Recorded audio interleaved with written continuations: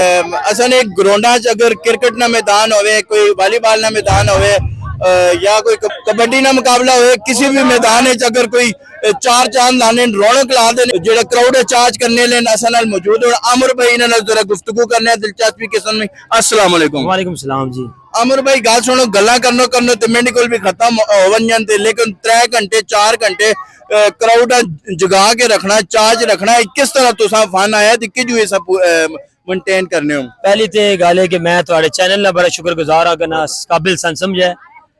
ते बाकी मैं वालीबॉल खुद खेलना सा, मेरा एक शौक सी कि वालीबॉल ने कमेंट्री करना। अच्छा अच्छा। और रब नी जात तुसा भरावां ने इलाके ने लोगों ने बड़ी करम नवाजी है कि सान इस काबिल समझा और सान मैदाना चाहता। और अल्हम्दुलिल्लाह के जैसे जैसे अगे जा रहे हैं और मजीद अल्लाह ताला तरक्की दे रहा है, तुसा भरावां ने सपोर्ट है जी। और मैं थोड़ा चैनल ना बेहद शुक्रगुजार हाँ और मैं अवाम ना भी बड़ा शुक्रगुजार हाँ कि अवाम इस काबिल समझनी, सानू सानू बुलानी भी है, ठीक है, और सन प्यार करनी है। और तकरीबन इससे round about belt walk and attack तक मैं सारा कमेंट्री करना, दूर दराज भी करने हैं, लेकिन थोड़ी मसरूफियात की वजह तो ना जा सकने हैं जी। ते बाकी जो ना जी इंशाल्लाह तुसा ना प्यार साडे नाल रहा, इंशाल्लाह असी एक लेवल होसी और तुसी भी देखसो, तुहाडा चैनल भी देखसी और इंशाल्लाह तुहाडे सब्सक्राइबर भी देखसन। चैनल नू लाइक करो और फॉलो करो ताकि असी लोग हमेशा के ना के इन्हीं के जरा किसी बाहर नहीं बने। तुसी अगर भाई अगर चैनल चला रहे हैं बॉडी पेंट, अल्हम्दुलिल्लाह मैं वॉक एंड रह के बॉडी पेंट सारी खबर चैनल से चेक कर सकना। ये चैनल चला रहे हैं, सपोर्ट करो और मेरी इंशाल्लाह सपोर्ट है। तो मेरी किसी किस्म की जरूरत हो, मैं भाई इससे हाजिर ताबेदार, जानी माली ताबेदार हाँ जी।